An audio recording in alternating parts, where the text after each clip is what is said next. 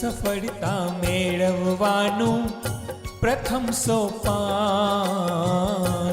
મહેનત હિંમતને ઉમંગ ઉત્સાહ, સાથે દિલથી કરીએ અથક પુરુષાર્થ, મેળવીએ સાચી દુઆ કરીને પરમાર્થ.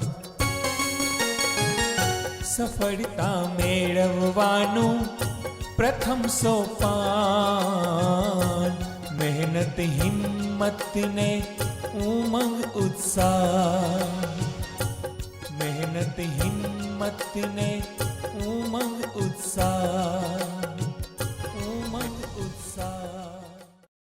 નમસ્કાર દર્શક મિત્રો, હું સંગીતા પટેલ ફરી એકવાર આપ સૌનું સફળતાની ચાવી શૃંખલામાં હાર્દિક સ્વાગત કરું છું. વિપત્તિનું જીવનમાં આવવું એ પાર્ટ ઓફ લાઈફ છે અને એમાંથી હસીને બહાર નીકળવું એ આર્ટ ઓફ લાઈફ છે. આ જ આર્ટની આપણે ચર્ચા કરી રહ્યા છીએ. ગયા એપિસોડમાં આપણે ચર્ચા કરી હતી કે કેવી રીતે આપણા ડ્રીમ્સનું એક પિક્ચર ક્રિએટ કરવું અને એ પિક્ચર ક્રિએટ કરી અને આપણે એના એ ગોલ સુધી પહોંચવું. એમાં ઘણી બધી વસ્તુઓ એકસાથે કામ કરતી હોય છે. રિલેશન્સમાં પણ આ વસ્તુ બહુ સારી રીતે કામ કરે છે. તો આવા જ રસપ્રદ મુદ્દાઓ સાથે ફરી એકવાર આપણે આ સ્ટુડિયોમાં આપણા મહેમાનને બોલાવીએ, ડૉક્ટર ગિરીશ પટેલને, અને એમના જોડેથી ઘણી બધી સારી માહિતી પ્રાપ્ત કરીએ. તો ચાલો, તૈયાર છો ને? ડૉક્ટર સાહેબ, ફરી એકવાર આપનું મંચ ઉપર સ્વાગત કરીએ છીએ. વેલકમ. ઓમ શાંતિ. ઓમ શાંતિ. સર, ગયા એપિસોડમાં આપણે ચર્ચા કરી રહ્યા હતા કે આપણા ડ્રીમ્સનું વિઝન ક્લિયર કરવા માટેનું પિક્ચર બનાવવું, કેવી રીતે ત્યાં સુધી કોસ્મિક એનર્જી દ્વારા એને મેળવવું, એના સુધી પહોંચવું વગેરે. તો આ વાત આપણી અધૂરી રહી ગઈ હતી, તો એને હજી આગળ અમે જાણવા માગીએ છીએ, મારા દર્શક મિત્રો સુધી હજી એને વધારે ક્લિયરિટીથી પહોંચાડવા માગીએ છીએ. આ વાત જે મેં આપણે કરી હતી કે પિક્ચર ક્રિએટ કરો, પછી આપણે આ યુનિક વસ્તુ છે કે ભાઈ 8 જણા તમારા એ જે ફિલ્ડના હોય એ લોકોના ચિત્ર રાખો અને તમારું ચિત્ર મૂકો વચ્ચે. એમની પાસેથી તમે પ્રેરણા લો, ઉર્જા લો. બીજી આ ખૂબ નવી વાત છે આ કે રોજ એમની સાથે વાત કરો. ઓકે. કે ભાઈ મારે તમારા જેવું બનવું છે, મારે શું કરવું જોઈએ, હે તમે મને એડવાઇસ આપો, હું ક્યાં ચેન્જ કરું. વાત કરવા માટે તો બે વ્યક્તિનું બોલવું જરૂરી છે ને? નહીં, પણ એ કોસ્મિક એનર્જી તો છે જ નહીં. ભલે એમનું મૃત્યુ થઈ ગયું છે, રાઈટ, નહીં, બે વ્યક્તિ હયાત નથી, છતાં પણ જો આપણે વાત કરીએ છીએ તો કોસ્મિક એનર્જી દ્વારા આપણને પ્રેરણા તો મળે જ છે.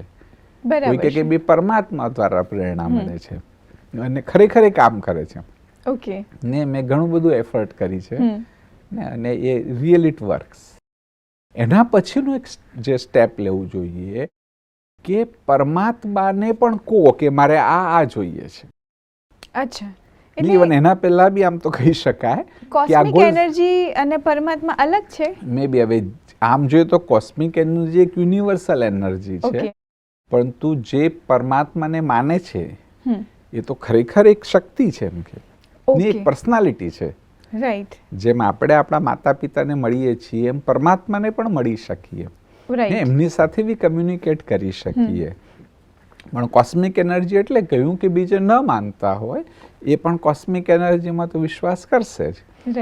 અને પરમાત્માને પહેલી તો સૌથી પહેલા તો એ કરવું જોઈએ ઇવન ગોલ સેટિંગ વખતે કે પરમાત્માને પૂછો કે તમે મારી પાસેથી શું ઈચ્છો છો.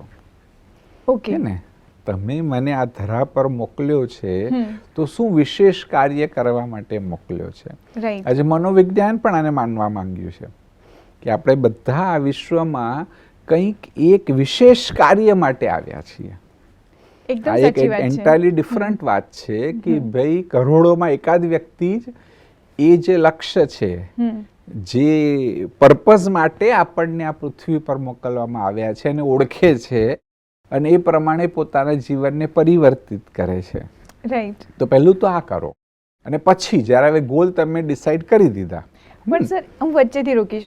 તમે કહ્યું કે એ પરમાત્માને પૂછો કે તમે તમે મારી પાસેથી શું ઈચ્છા રાખો છો, મને શેના માટે તમે આ ધરતી ઉપર મોકલ્યો છે. પણ એનો આન્સર આપણને કેવી રીતે મળશે? એ તમને પ્રેરણા બી મળશે. ઓકે, પ્રેરણાથી ખબર પડશે. અથવા તો ખરેખર ક્લિયર બી થશે કે તું આમ આમ કર. ઓકે. નહીં, એવી કોઈ વસ્તુ તમારી સામે તરત આવી જશે ને વારે વારે આવશે, રાઈટ, ને વારે વારે એ વાત તમારી સામે આવશે. એ ક્લિયર કટ આન્સર છે કે ભાઈ પરમાત્મા આપણને એનો જવાબ આપે છે. હવે શું કરવું? આ જે વિઝન બોર્ડની વાત છે, ઓકે, કે ક્રિએટિંગ એક્યુરેટ વિઝન, એમાં આ એડ કરવું જોઈએ કે પરમાત્માને પણ પત્ર લખો.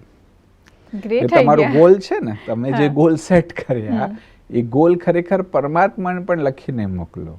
બરાબર, હે ને, કે ભગવાન મારે આ વસ્તુઓને પ્રાપ્ત કરવાની છે અને તમે એમાં મને પ્રેરણા આપજો. હે ને, તમે કહેશો એમ હું કરીશ. રાઈટ, તમે જે કહો છો કે પરમાત્મા સાથે વાત કરવી જોઈએ, પરમાત્માને પત્ર લખવું જોઈએ, તો આપણી આના પહેલા એક એપિસોડમાં વાત થઈ હતી કે પરમાત્મા સાથે ઇન્ટરેક્ટ કરવાનું, અને એમાં એક પિક્ચરની પણ વાત નીકળી હતી કે એમાં એવું કહેવામાં આવે છે કે પરમાત્મા એ તમારા પિતા છે, તો પિતાની પાસે કંઈ માંગવાનું ના હોય, ખાલી કહી દેવાનું હોય કે તું મને આ આપી દે. તો એમાં માંગવાનું નથી, પ્રાર્થના નથી કરવાની, ખાલી કહેવાનું છે. એટલે તમે જે વાતચીત કરવાનું કહો છો એ પિતા સાથે વાતચીત કરવાની. એટલે બસ કે કહો ને, એમ નહીં કે મને આપજો, તમે આપશો ને એવું કંઈ પૂછવું, એ ડેફિનેટલી આપશે. તમારે મને આપવું જ પડશે, આપવું જ પડશે. હા, નહીં પણ શું જોઈએ છે તો કહેવું પડશે ને. હા, એ છે. આજે બાળકે પિતાને કહેવું તો પડશે ને કે મને આ જોઈએ છે. બરાબર ને, તો એ રીતે તમે પરમાત્માને પત્ર લખો.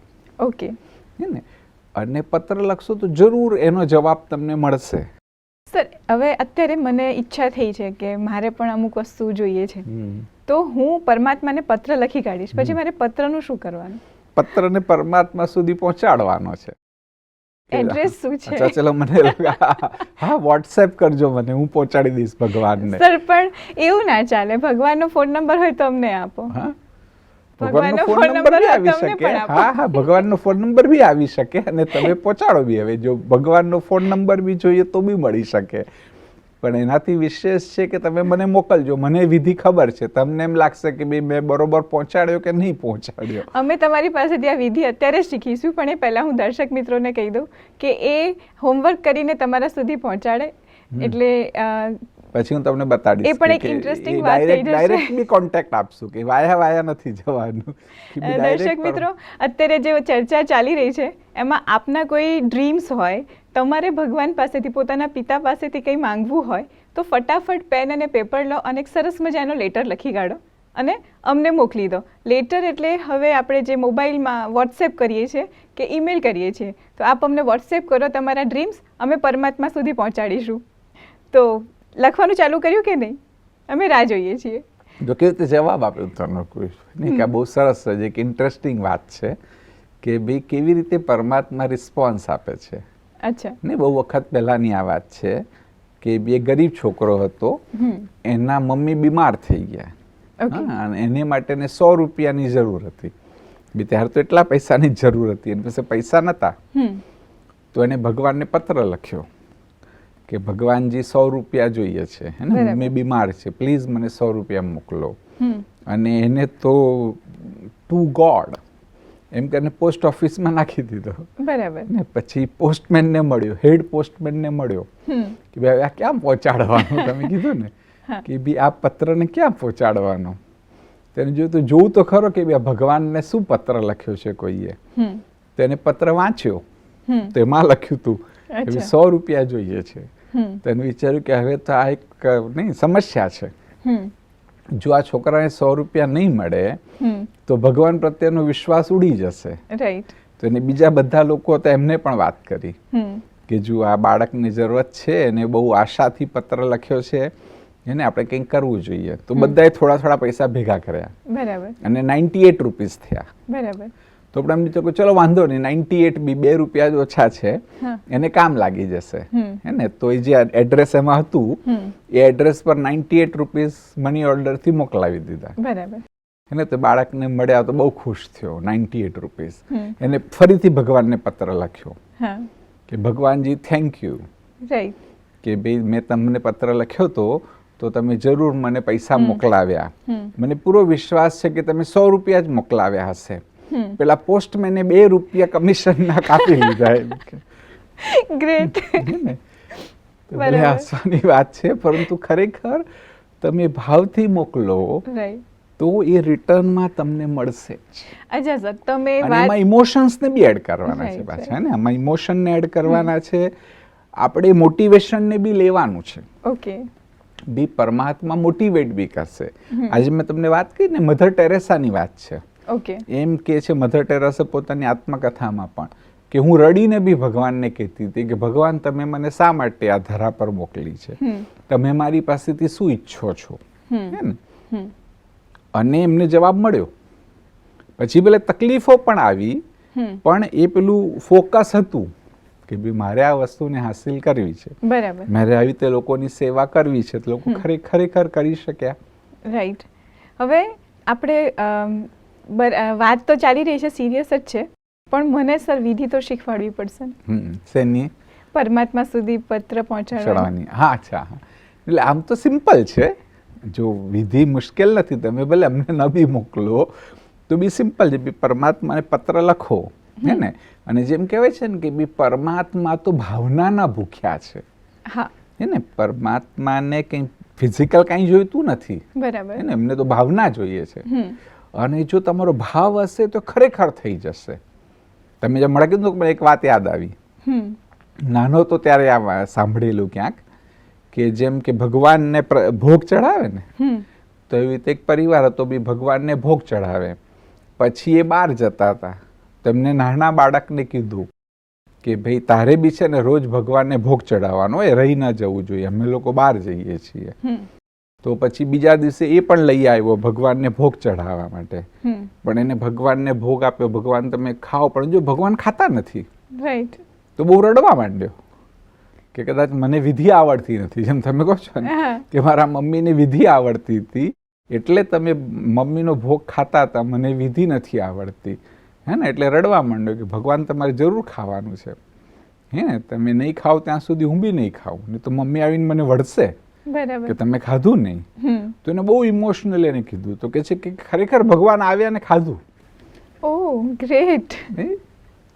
તો વાત એ છે, આમાં આખો આરો જો સાર જોઈએ તો સાર એ છે કે ભાઈ ભગવાનને ભાવના જોઈએ છે, બરાબર છે ને.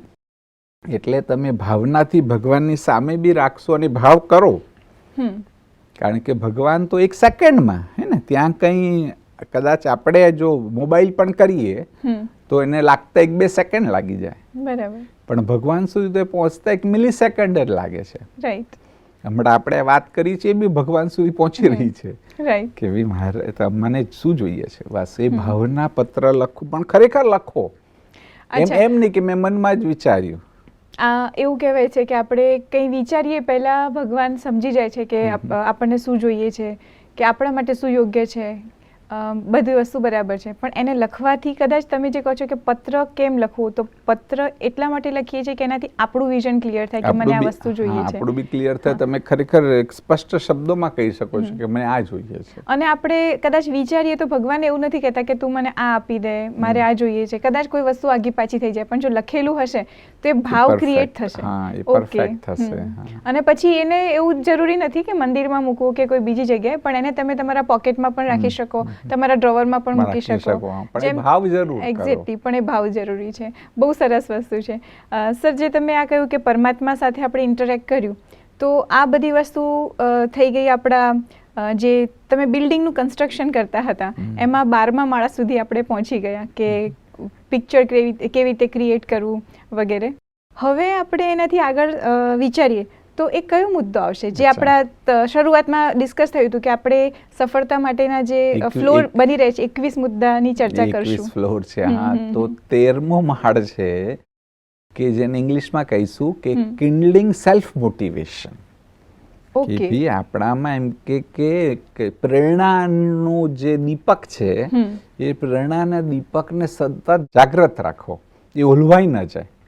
પહેલાના જમાનામાં કહેતા કે ભાઈ આટલા દિવસ 21 દિવસ દીવો કરજો, એમ કે બરાબર આ તમારી કંઈ પણ આશા છે તો 21 દિવસ કે 7 દિવસ દીવો કરવાનો છે, અને એ દીવો છે ને ઓલવાઈ ન જવો જોઈએ. અચ્છા, લોકોની રાતના જાગતા રહેતા કે ભાઈ આ દીવો ઓલવાવો ન જોઈએ, નહીં તો અમારી ઈચ્છા પૂર્તિ નહીં થાય. રાઈટ. તો એકચ્યુઅલી એ છે કે આપણું જે સેલ્ફ મોટિવેશન છે એ પ્રાપ્ત કરવા માટેની જે પ્રેરણા, એના માટેના જે આપણે સ્ટેપ્સ લેવાના છે, જે પગથિયા ચઢવાના છે, એની માટેનું મોટિવેશન હંમેશા રાખો. અચ્છા.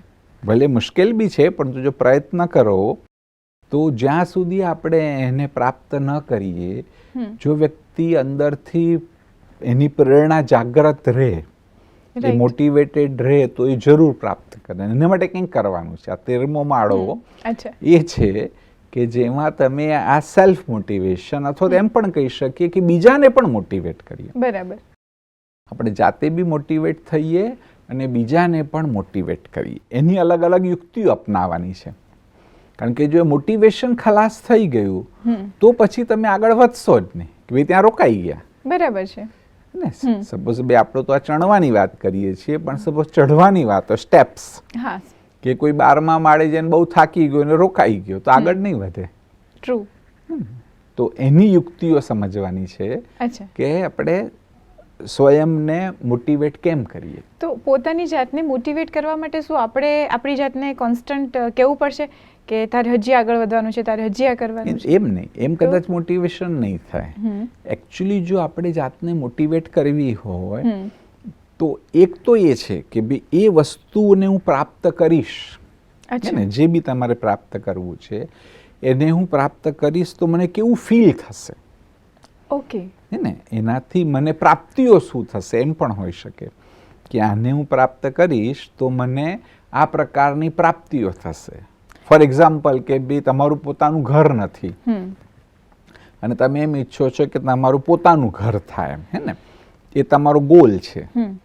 તો ત્યાં જો એ આ વસ્તુ રહે કે ભાઈ હમણાં મારું પોતાનું ઘર નથી તો દર 11 મહિને 22 મહિને હું બદલ્યા કરું છું, એમ કે એને મારું પોતાનું જેવું કાંઈ નથી, હું ભાડે રહું છું. બરાબર. ને અને ત્યાં હું સારી રીતે એને સજાવી નથી શકતો કારણ કે મારે ત્યાં હંમેશને માટે રહેવાનું નથી. પરંતુ જો મારું પોતાનું ઘર હોય, ને ભલે નાનું બી હોય, પરંતુ જો મારું પોતાનું ઘર છે તો એમાં એ તો હંમેશને માટે મારું હશે. રાઈટ. ને એને હું જેમ ઈચ્છીશ એમ એનું ઇન્ટિરિયર સારું બનાવી શકીશ. હે ને. રાઈટ. ત્યાં હવે આપણે આધ્યાત્મિક વાત કરીએ તો સારા વાઇબ્રેશન્સને પણ મૂકી શકીશ. રાઈટ. ને અને એ જો વ્યક્તિ સતત વિચારે કે બી એટલે મહેનત કરવાની છે, એટલે મોટિવેટેડ રહેવાનું છે કે મારું પોતાનું ઘર હોય, અને એ જો મોટિવેશન જારી રહે તો એની બીજી બધી વસ્તુઓ ફોલો કરશે ઓટોમેટિકલી. આ તમે જે વાત કરી ને એ ઇનડિરેક્ટલી, મતલબ મને નોલેજ વગર મારાથી આ વસ્તુ થયેલી. હું પોતે આવી રીતે રેન્ટ ઉપર રહેતી હતી, તો મને કોન્સ્ટન્ટ એવું થાય કે આ શું દર વખતે મકાન ચેન્જ કરવાનું. એને હું બહુ ક્રિએટિવ છું, એટલે મને દર 2 મહિને ઘરમાં કંઈક ક્રિએટિવ કરવા જોઈએ જે ભાડાના ઘરમાં ના થઈ શકે. એક વખત મેં મંદિર ખરીદ્યું, મારી પાસે મંદિર નહોતું તો મેં મંદિર ખરીદ્યું અને મારા માટે અમાઉન્ટ બહુ મોટી હતી એ વખતે જ્યારે મારી પાસે બહુ ઓછા પૈસા હતા. તો મેં 2500 રૂપિયાનું એક મંદિર ખરીદ્યું અને હું બહુ જ ખુશ થઈ કે મારી પાસે પૈસા નથી છતાં મેં આટલું મોંઘું ભગવાનનું ઘર ખરીદ્યું. પછી મેં એને સજાવવાનું ચાલુ કર્યું. હું એવરીડે જ્યારે હું મંદિર સજાવતી હતી એમાં કંઈક નવું કરતી રહેતી, ત્યારે એવું વિચારતી હતી કે આ મારું પણ આવું ઘર હશે ને. મેં ભગવાન પહેલાં તમારું ઘર બનાવ્યું, હવે મારું ઘર હશે એટલે હું આવું કરીશ, એના દરવાજા આવા સજાવીશ વગેરે વગેરે. અને બિલીવ નહીં થાય પણ 6 મંથ પછી મેં મારું પોતાનું હાઉસ પરચેસ કર્યું કે જેની કોઈ આશા પણ નહોતી. વન્ડરફુલ. તો આ તમે જે કીધું કે દીવો સળગાવતા રહેવું એટલે કોન્સ્ટન્ટ પોતાની જાતને વાઇબ્સ આપતા રહેવું કે આ વસ્તુ થઈ ગઈ છે. ને એ એક વસ્તુ પણ આજે હમણાં મોટિવેશનનું છે, તમે પણ એ કર્યું જ ઓટોમેટિક કદાચ, કે ભાઈ હમણાં મારું ઘર નથી તો શું સમસ્યાઓ છે, પોતાનું ઘર આવશે તો શું થશે. અચ્છા, એટલે શું સારું થશે. હા. તો બીજું બી સપોઝ કે કોઈ વિદ્યાર્થીને ભણવું છે, આપણે એવું મોટિવેટ કરવો છે કે બી MBA કરી લે સપોઝ ને IITમાં એને એડમિશન મળી જાય અને એટલું ભણી નથી શકતો ને, એટલું કોન્સન્ટ્રેશનથી નથી ભણતો, એને બધા ડિસ્ટ્રેક્શન્સ થાય છે. ત્યારે જો જાતે આ સેલ્ફ મોટિવેશન કરે કે હું જો IITનું કરી લઈશ તો મને કેટલો પગાર મળશે, રાઈટ, આટલો પગાર મળશે તો એમાં હું શું કરીશ, રાઈટ, ને કેવી મારી જીવન શૈલી બનશે. હે ને. બીજું એમ ફોર એક્ઝામ્પલ કે બે એનું પોતાનું ઘર નથી તો એમ પણ જેમ તમે આગળ પણ કહેલું કે ભાઈ મમ્મી પપ્પાને માટે હું ઘર બનાવીશ, એ સૌથી મોટું મોટિવેશન હોઈ શકે. બરાબર. કે મમ્મીએ મને જન્મ આપ્યો, આટલો મોટો કર્યો, હવે મારી એ જવાબદારી કે ભાઈ મારે એમને એક ઘર અપાવવું છે. બરાબર. તો એ એક મોટિવેશનનો ફેક્ટર બની શકે. અને એ જે ભણતો ન હોય ફૂલ કોન્સન્ટ્રેશનથી ભણવા માટે. અચ્છા. ને એટલે ઘણા બધા મોટિવેશન એકચ્યુઅલી બની શકે. અચ્છા સર, જે આ મોટિવેશનની વાત ચાલી રહી છે તો એકદમ ક્લિયરમાં શોર્ટમાં તમે અમને કે 5-6 મુદ્દા કહી શકો કે જે દરેક વ્યક્તિ પોતાની જાતને મોટિવેટ, લાઈક આપણે ક્વેશ્ચનરી બનાવતા હોઈએ છીએ કે તમે ક્યાં રહો છો, તમને શું ગમે છે, શું નથી ગમતું, તો એ કોઈ પણ પ્રોફેશનમાં હોય કે ઘરમાં હોય એમાં લાગુ પાડી શકે. તો એવા કોઈ મુદ્દા કહેશો અમને? એક વસ્તુ તો આ જ કે જો હું એને ગોલને અચીવ કરીશ, ઓકે, તો મને આટલી આ 10 વસ્તુઓ સારી મળશે.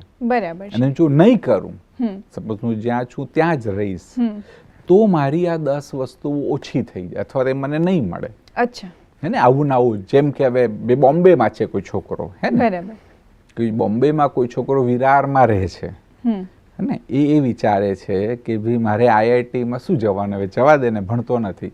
રાઈટ. ત્યાં વિચારવા માંડે કે જો હું આઈઆઈટી નહીં કરું તો આજે મમ્મી પપ્પા પણ ધક્કો ખાઈને વિરારથી ચર્ચગેટ જાય છે, કદાચ મારે બી એમ જ જવું પડશે. બરાબર. બિચારા સવારના 5 વાગે ઉઠે છે, 5:45 ટ્રેન પકડે છે, ત્યારે કદાચ ત્યાં 7:30-8 પહોંચે છે. રાઈટ. તે બધી મારે ધક્કા મૂકી બધું સહન કરવું પડશે. મારું જીવન પણ આમ જ જશે. પણ જો જરાક 2-1 વર્ષ મહેનત કરીને ભણી લઉં, આઈઆઈટીમાં મને એડમિશન મળી જાય, તો મારી સેલરી આટલી હશે અને હું કદાચ અંધેરીમાં પણ ફ્લેટ લઈ લઈશ. બરાબર છે. તો પછી તું આરામથી જતો રહીશ, આરામથી મને સુવા મળશે, મારું ઘર સારું હશે, મારી સેલ્ફ એસ્ટીમ વધશે, લોકોને પણ હું કહી શકીશ કે હું અંધેરીમાં રહું છું. આખું લિસ્ટ બનાવે. તો આ જ વસ્તુ ખાલી આ જ સેલ્ફ મોટિવેશન માટે આટલું જ અને આ તો એક વસ્તુ છે. બીજું જે સેલ્ફ મોટિવેશન કરે છે ને, એ ઇમોશન્સ પણ સેલ્ફ મોટિવેશન કરે છે. ઓકે. હમણાં છે હું એક નવલકથા લખું છું, કારણ કે લોકો પેલી ચોપડીઓ એટલી બધી ન વાંચે છે, કંઈક સ્ટોરીના રૂપમાં હોય ને તો લોકો વાંચી શકે. બરાબર. એમાં એવી વસ્તુ છે કે દીકરી જવાબદારીનું પ્રતીક. દીકરો કદાચ જવાબદારી નહીં લે, પરંતુ ને દીકરી એમ કે જવાબદારી લેશે. એમાં આખું બહુ સરસ રીતે લખાય છે કે એમાં એવું એક પાત્ર એવી રીતે આવે છે કે એ છોકરી ભણતી નથી, એમ જેમ આજકાલ સામાન્ય બાળકો હોય ને એ મજાક મસ્તીમાં ટાઈમ આપે છે, પરંતુ એને મમ્મી બહુ સમજાવે છે તો હવે એ ભણતી નથી.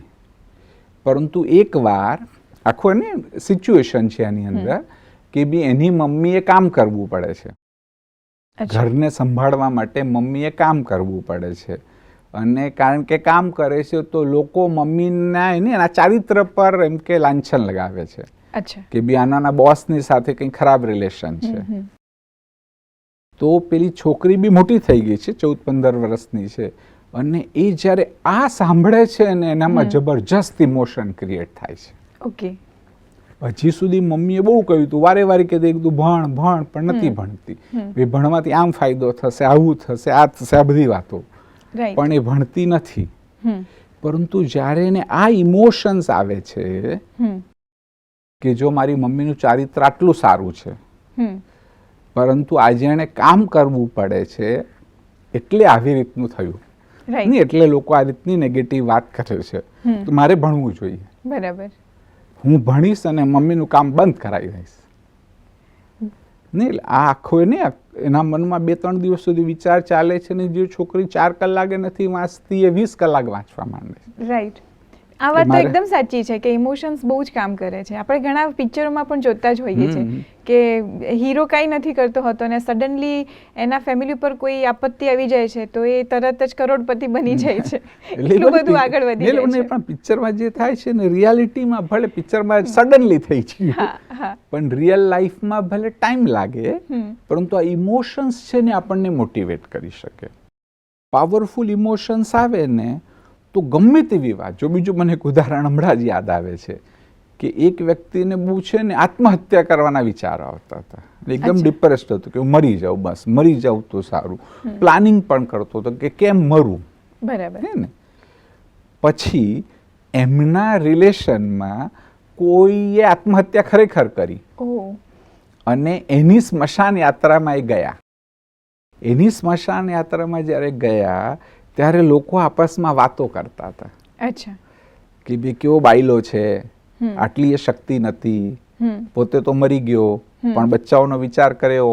એને સાંભળી તો એ જાગી ગયો કે ભાઈ મારે નથી મરવું હવે, એમ કે હું આત્મહત્યા કરીશ તો મારા વિશે પણ લોકો આવી વાતો કરશે. સર, અત્યારે આપણે જે ચર્ચાઓ કરી રહ્યા છીએ એ ચર્ચાઓ તો ઘણી રસપ્રદ છે. ફરીથી સમયની મર્યાદા આવી રહી છે, પણ આ જ ચર્ચાને આપણે આવતા ટોપિકમાં, આવતા એપિસોડમાં કન્ટિન્યુ કરીશું. અને ત્યાં સુધી તમને ધન્યવાદ કરીને અમે રજા લઈશું. Thank you so much sir. ઓમ શાંતિ. મિત્રો, આજે ખરેખર બહુ મજા આવી ગઈ. ઘણી જ્ઞાન સાથે ગમ્મત પણ થઈ ગઈ કે સફળતાની ચાવી હાથ સુધી કેવી રીતે પહોંચશે. આપને અમે કહ્યું કે આપના ડ્રીમ્સ અમને લખીને વોટ્સએપ કરજો, અમે પરમાત્મા સુધી પહોંચાડવામાં મદદ કરશું. તો આ મજાક નથી, આપ ચોક્કસ અમને વોટ્સએપ કરજો. અને તમારા કોઈ સુઝાવ હોય કે અમે અમારા જે પણ ચર્ચાઓ છે એમાં વિષયોને વધારે સારી રીતે સ્પષ્ટતાથી આપની સમક્ષ મૂકી શકીએ, એવા કોઈ સુઝાવ હોય તો આપ અમને વોટ્સએપ કરજો, ઈમેલ કરજો, કોલ પણ કરી શકો છો. તો આપના સુઝાવની અમે રાહ જોઈશું અને ત્યાં સુધી આપ સૌની રજા લઈશું. આવતા એપિસોડમાં ફરી એકવાર મળીશું. હાજર રહેજો અમને કંપની આપવા માટે. ત્યાં સુધી ધન્યવાદ. હિંમતને ઉમંગ ઉત્સાહ, મહેનત હિંમતને ઉમંગ ઉત્સાહ, મહેનત હિંમતને ઉમંગ ઉત્સાહ.